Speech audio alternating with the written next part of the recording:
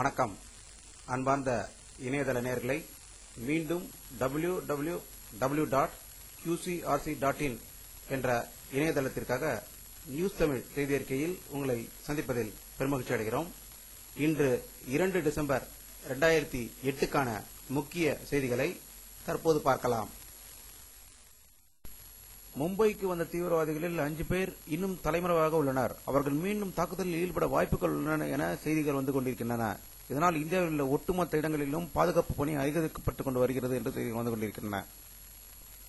மும்பை தீவிரவாத தாக்குதலில் எதிரொலியாக டெல்லியில் வெளியுறவுத்துறை அமைச்சர் திரு பிரணாப் முகர்ஜி அவர்கள் பாகிஸ்தானில் உள்ள 20 தீவிரவாதிகளை உடனடியாக இந்தியாவில் ஒப்படைக்க வேண்டும் என்று எச்சரிக்கை விடுத்திருக்கிறார்.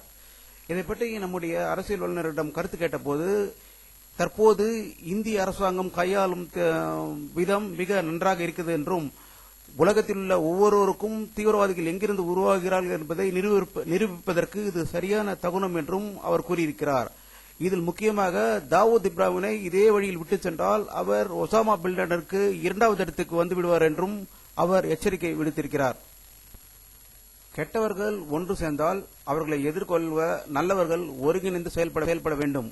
தீவிரவாதத்தை எதிர்கொள்வதில் இந்தியா திறமையை மேம்படுத்திக் கொண்டால் அதை நாம் முடிவுக்கு கொண்டு வரலாம் என்று முன்னாள் ஜனாதிபதி திரு அப்துல் கலாம் அவர்கள் டெல்லியில் ஒரு நிகழ்ச்சி ஒன்றில் பங்கேற்ற போது தெரிவித்திருக்கிறார். இந்திய ஜனாதிபதி திருமதி பிரதீபா பட்டேல் அவர்கள் மும்பை தீவிரவாத தாக்குதலில் காயமடைந்தவர்களை ஜே ஹாஸ்பிட்டலில் சென்று பார்வையிட்டதாக மும்பையிலிருந்து வரும் தகவல்கள் தெரிவிக்கின்றன. தீவிரவாதத்தை எதிர்த்து போராடுவதற்கு இந்தியாவுக்கு முழு உரிமை இருப்பதாகவும், அவர்கள் தங்களுடைய நாட்டை காத்துக்கொள்வதற்கு வேண்டிய அனைத்து வழிகளையும் செயல்படுவதை நாங்கள் விரும்புவதாகவும் அமெரிக்காவில் தற்போது அதிபராக தேர்ந்தெடுக்கப்பட்டுள்ள திரு ஒபாமா அவர்கள் இன்று அமெரிக்காவில் செய்தி தெரிவித்ததாக அங்கிருந்து வரும் தகவல்கள் தெரிவிக்கின்றன.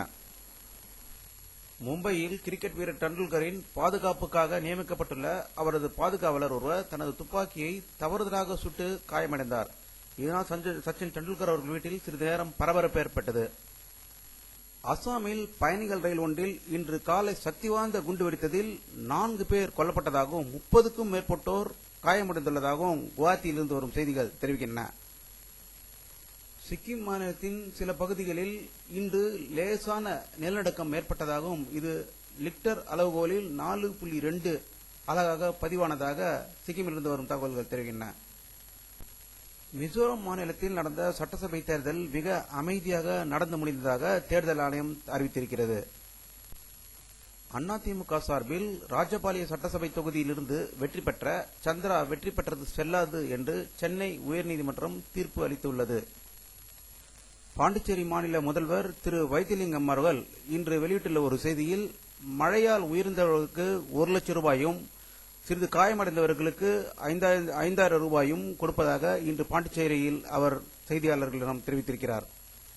மும்பையில் தீவிரவாதிகளால் சுட்டுக் கொல்லப்பட்ட கமாண்டோ படை வீரர்களுக்கு தென்னிந்திய நடிகர் சங்கத்தில் நடிகர்கள் கண்ணீர் அஞ்சலி செலுத்தினார்கள். இந்தியாவிலிருந்து வந்துள்ள நிவாரணப் பொருட்கள் இலங்கையின் வன்னி பிரதேசத்துக்கு கொண்டு செல்லப்பட்டுள்ளதாக அங்கிருந்து வரும் தகவல்கள் தெரிவிக்கின்றன. ஆந்திர மாநிலத்தில் பெட்ரோலிய பொருட்களின் விலையை குறைக்க வலியுறுத்தி ஆளுநர் மாளிகையை நோக்கி ஊர்வலம் செல்ல முயன்ற தெலுங்கு தேச கட்சி தலைவர் சந்திரபாபு நாயுடு உள்ளிட்ட எதிர்க்கட்சித் தலைவர்கள் ஆயிரக்கணக்கானோர் இன்று கைது செய்யப்பட்டதாக ஐதராபாத்திலிருந்து வரும் தகவல்கள் தெரிவிக்கின்றன. அமெரிக்க அதிபராக தேர்ந்தெடுக்கப்பட்டுள்ள பராக் ஒபாமா அவர்கள் தேசிய பாதுகாப்புக்கு பொறுப்பேற்க உள்ள தனது குழுவை அறிவித்துள்ளார். இதில் தம்மை எதிர்த்து போட்டியிட்ட திரு ஹில்லரி கிளின்டன் அவர்களை அரசுத்துறை செயலாளராக நியமித்திருக்கிறார்.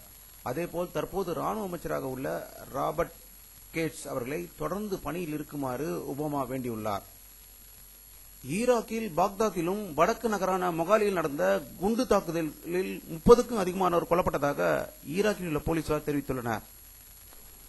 மெக்சிகோவில் எல்லை பகுதியில் அமைந்துள்ள துஜுவானா என்ற இடத்தில் 37 பேரை சுட்டுக் கொன்றதாகவும் அதில் 4 குழந்தைகள் அடங்கும் என்று அங்கிருந்து வரும் தகவல்கள் கூறுகின்றன.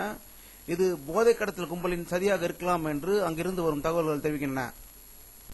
கடந்த சில நாட்களாக பெய்த மழையின் காரணமாக மக்கள் தவித்துக் கொண்டிருந்த வேளையில் இன்று தமிழகத்தில் அனைத்து பகுதிகளிலும் சூரியத்தின் தாக்கம் அதிகம் இருந்ததாக தமிழகத்திலிருந்து வரும் செய்திகள் தெரிவிக்கின்றன. டிசம்பர் 1ஆம் தேதியிலிருந்து மேகத்தில் இரவு நேரங்களில் நிலவு மற்றும் 2 நட்சத்திரங்கள் தெரிவதை பலர் மனித முகம் போல் தோன்றுகிறது என்று நேற்று படம் பிடித்து காமித்திருந்தார்கள். ஆனால் 2ஆம் தேதி அறிவியல் பூர்வமாக ஆராய்ச்சியாளர்கள் கூறிய வார்த்தைகள் 3க்கு மிக அருகில் பிரகாசமாக இருப்பது வெள்ளி கிரகணம் என்றும், சற்று தூரத்தில் சிறிது வெளிச்சம் கம்மியாக இருப்பது வியாழன் கிரகம் என்றும் இன்று அறிவித்திருக்கிறார்கள். வானிலை அறிக்கை. இன்று 2 டிசம்பர் 2008க்கான சேட்டலைட் படத்தை தற்போது பார்க்கிறீர்கள். இன்று பிற்பகல் 1 மணி அளவில் எடுக்கப்பட்ட படத்தில் தமிழகத்தில் மேகமூட்டங்களே இல்லாது தெரிகிறது மற்றும் வங்கக்கடலிலும் இந்திய பெருங்கடலிலும் அதிக அளவு மேகமூட்டம் இல்லாமல் இந்த படம் இருக்கிறது என்பதை பார்க்கலாம்.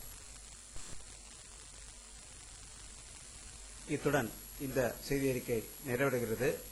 மீண்டும் நியூஸ் தமிழ் செய்தி அறிக்கையில் உங்களை சந்திக்கும் வரை உங்களிடமிருந்து விடைபெறுவது உங்கள் கே. பாலாஜி. நன்றி.